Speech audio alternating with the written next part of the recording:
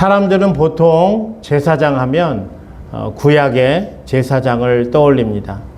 구약시대 제사장은 하나님께 제사를 드리는 직분입니다. 이스라엘 백성들의 죄를 가지고 하나님께 나아가는 것이죠.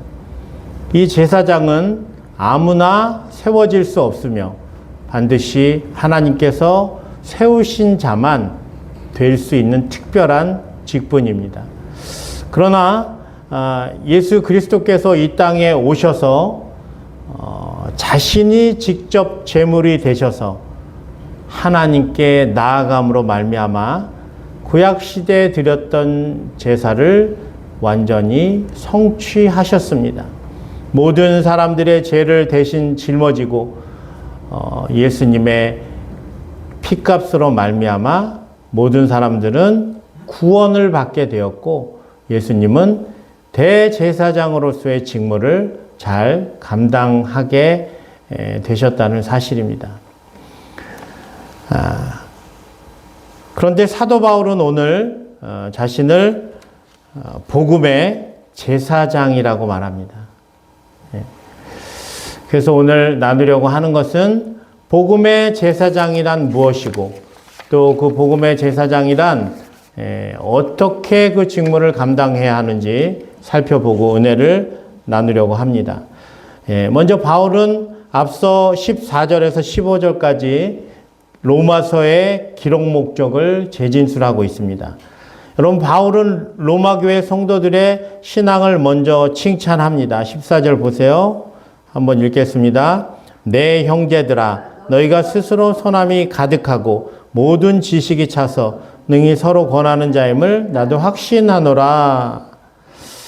지금 무슨 말이에요? 지금 로마 교회는 바울이 세운 교회가 아닙니다. 로마 교회는 이미도 바울이 로마서를 쓰기 이전에 세워진 교회인데 어떻게 세워졌냐면 오순절 성령 강림 사건 이후에 그곳에서 회심한 자들이 로마에 건너가서 생겨난 교회 공동체입니다. 그래서 바울은 지금 무슨 말을 하고 있는 거냐면 이미도 로마 교회, 회당을 중심으로 로마 교회 공동체가 형성이 됐다는 걸 알고 있는 바울은 이미도 복음이 흘러 들어가서 로마에 이미 하나님의 은혜가 흘러 넘치고 있었다는 거예요. 그 은혜가 뭐예요?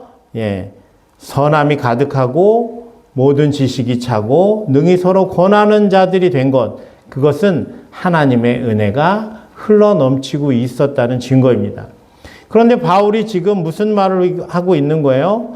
그런데 바울은 지금 자신이 로마서를 쓰고 있는 그 목적은 하나님의 은혜를 다시금 상기시키려 하고 있다는 거예요. 그러니까 지금 로마 교회에 있는 성도들이 누리고 있는, 느끼고 있는 그 하나님의 은혜를 다시금 어떻게 해요? 상기시켜 주려고 했다는 거예요. 자신이 받은 은혜로 말미암아. 왜냐하면 로마 교회에는 유대인 그리스도인도 있었지만 이방인 그리스도인들도 있었다는 사실입니다. 그러니까 자신을 이방인의 일꾼으로 세워졌기 때문에 자신은 복음의 제사장이라고 말하고 있는 것입니다. 자, 그렇다면 복음의 제사장이란 무엇입니까? 복음의 제사장. 사람을 하나님께 드린다. 인신 제사를 말하는 것이 아니라 이방인들을 제물로 하나님께 드린다. 다시 말해서 이방인들에게 복음을 전하고 그들이 회심하고 하나님께로 돌아오고 또 그들이 하나님의 거룩한 산 제물, 거룩한 삶을 살 수 있도록 하나님께 드리는 것, 그것이 자신이 맡은 제사 사역이고 자신이 복음의 제사장이라고 말하고 있습니다. 자, 그렇다면 복음의 제사장이 되기 위해서 첫 번째 어떻게 해야 하는가? 그것은 내 삶의 주어가 바뀌어야 한다는 것입니다. 여러분, 우리가요, 예수님을 믿고 제일 먼저 바뀌어야 하는 게 무엇인지 아십니까? 그것은 바로 내 삶의 주어가 바뀌는 것입니다. 우리 18절을 한번 보세요. 18절. 같이 읽겠습니다. 시작. 그리스도께서 이방인들을 순종하게 하기 위하여 나를 통하여 역사하신 것 외에는 내가 감히 말하지 아니하노라. 그 일은 말과 행위로. 예. 바울은 지금 내가 한 것이 아니라 누가 했다 그래요? 예수님이 나를 통해서 행하셨다고 말합니다. 1907년 평양 장대현 교회에 대한민국에서 전무후무한 폭발적인 부흥운동이 일어났습니다. 예. 아마 이때 일어난 이 부흥운동은 또다시 일어날까 싶을 정도로 굉장히 파격적이었는데요. 그런데 여러분, 이 1907년 평양 장대현 교회의 부흥은 이미도 1903년 원산에서 시작된 사경회가 시발점이 되었다는 사실입니다. 이 사경회를 이끈 사람은 미국의 난감리회 소속인 하디 선교사입니다. 하디 선교사는 의사 출신이요, 엘리트 선교사라고 말할 수 있습니다. 그가 그 당시 세계 5지 중에 하나인 이름도 알지 못하는 동방의 작은 나라 대한민국에 와서 선교사의 사역을 감당하게 됐습니다. 그가 무려 13년 동안이나 헌신하며 선교 사역을 감당했는데요. 그런데 하디는 마음속에 너무나 큰 낙심과 좌절감이 찾아왔습니다. 왜냐하면 13년 동안 헌신하며 봉사하며 한국 사람들에게 복음을 전하고 섬겼는데 도무지 변화가 일어나지 않는 거예요. 한국 사람들을 이해할 수가 없었습니다. 한국 사람들을 가만히 보니까 한국 사람들은 공짜만 좋아하고 매일 먹을 것만 찾고 자신의 필요들만 찾고 나태하고 게으르고 일하려고는 하지 않고 이 사람들은 도대체 복음을 받아들일 자세가 전혀 되어 있지 않더란 얘기예요. 그는 이들에게 미움이 쌓이기 시작합니다. 아, 이들에겐 가망이 없나 보다. 아, 이들은 아주 미개하고 추잡한 사람들이구나 라는 생각을 마음 한켠에 품었습니다. 그리고 13년 동안 자신이 젊음을 불사르며 헌신했던 그 사역에 너무나도 좌절하며 낭망하고 있었어요. 그러던 어느 날 원산 사경회를 통해서 그는 놀라운 변화를 경험하기 시작합니다. 성령의 강한 책망을 듣게 되었다는 거예요. 하디 선교사는 이 사경회 때 기도를 하는데 성령이 어떤 책망을 받았냐면 너는 나를 위해서 열심히 일했는지 모르겠지만 나는 너를 위해 일한 적이 한 번도 없다라는 성령의 책망을 듣습니다. 하디 선교사는 깜짝 놀랐어요. 아, 그래. 내가 문제였구나. 내가 교만했구나. 내가 저들을 사랑하지 않고 내 힘과 내 능력으로 저들을 변화시키려고 했구나라는 생각을 갖게 되었다는 거예요. 그러면서 그는 어떻게 해요?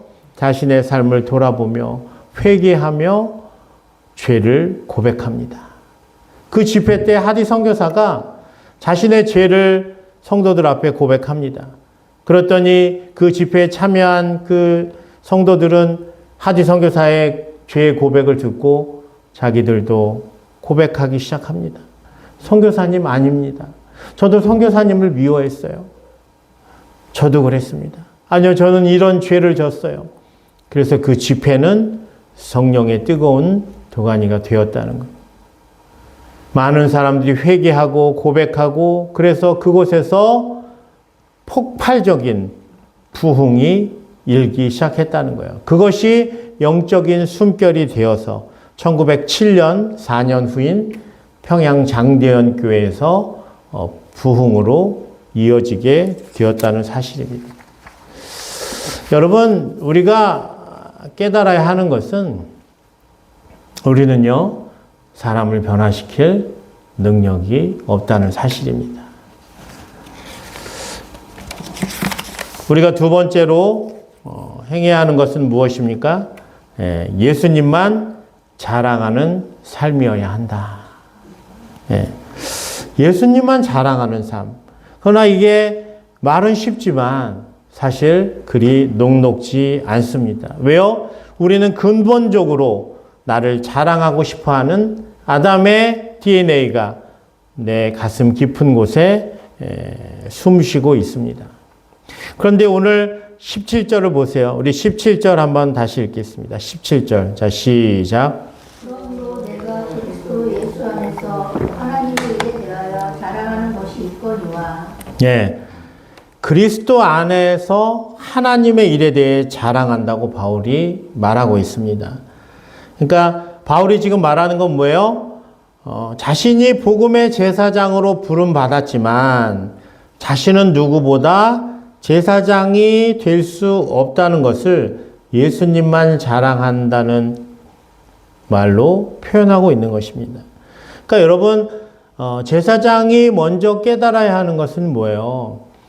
나는 죄가 없어서 하나님께 나아갈 수 있는 존재가 아니라 나도 죽어 마땅한, 나도 씻을 수 없는 죄인이지만 하나님의 은혜로 말미암아 내가 제사장으로 세워지고 그 직무를 감당할 수 있는 그 은혜를 주셨다는 것을 아는 것입니다.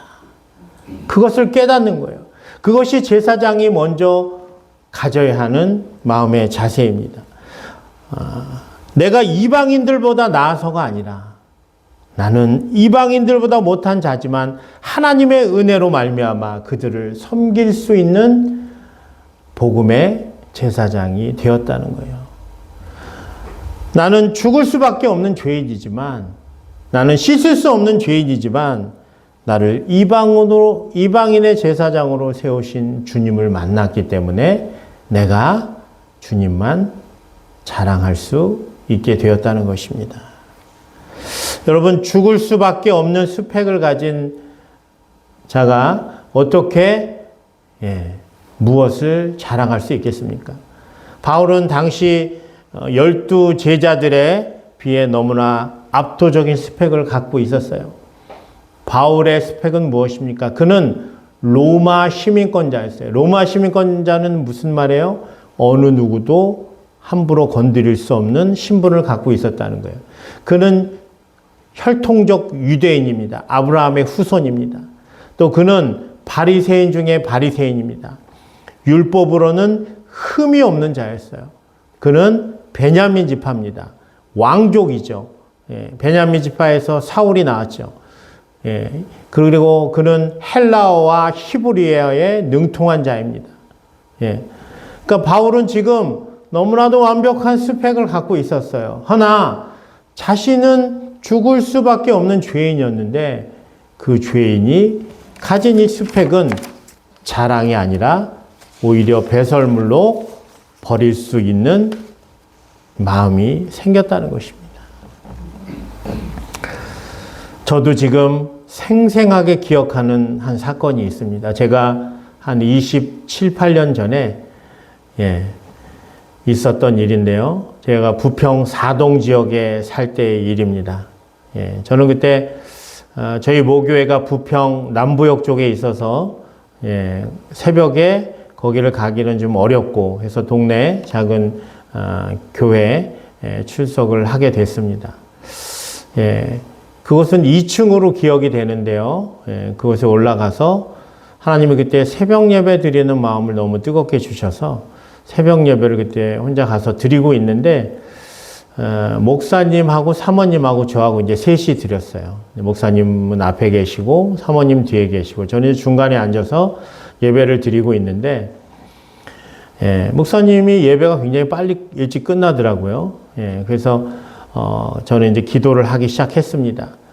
기도를 하는데 갑자기 하나님께서 저의 지난 모든 삶들을 마치 영화의 한 장면처럼 저의 죄악된 모습들을 보여주셨어요.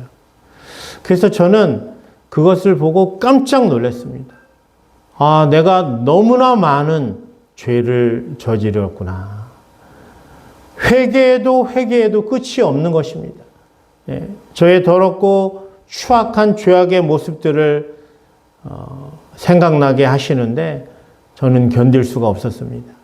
그래서 저는 떼굴떼굴 굴렀어요.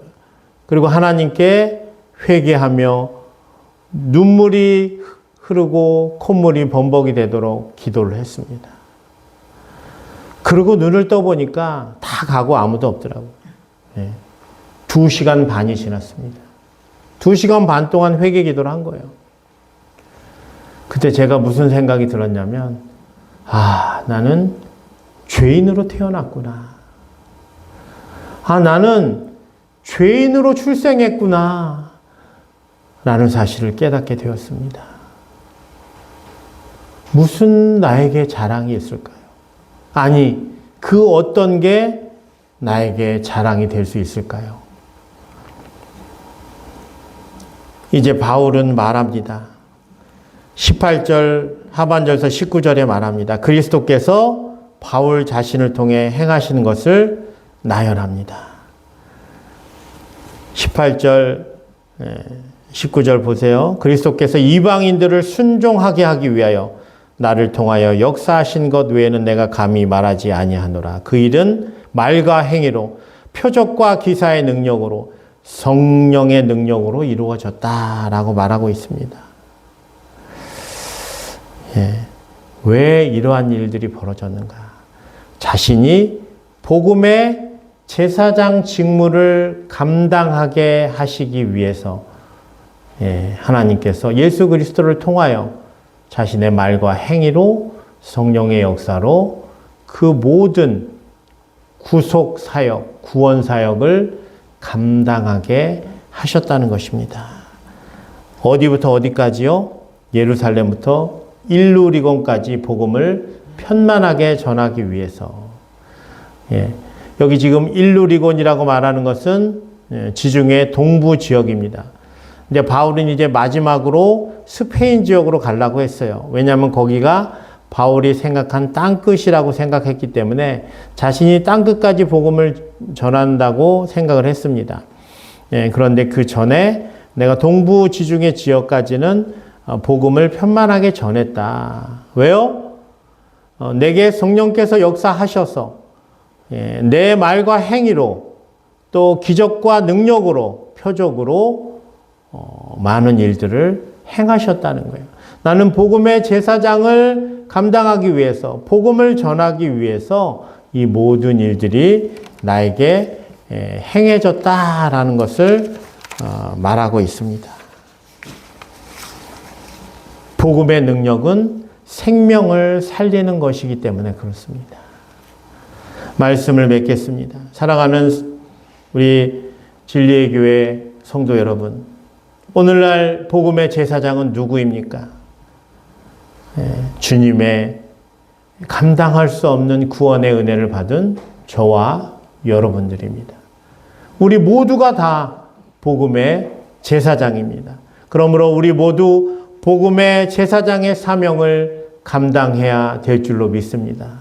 하나님을 알지 못하는 자들에게 복음을 전하고 한 영혼이 거룩한 삶을 살 수 있도록 우리의 말과 행위로 힘써야 합니다. 왜요? 그게 주의 몸된 교회를 세우는 일이기 때문에 그렇습니다. 그러면 반드시 성령께서 우리를 통하여서 아름다운 복음의 열매를 맺게 해주시리.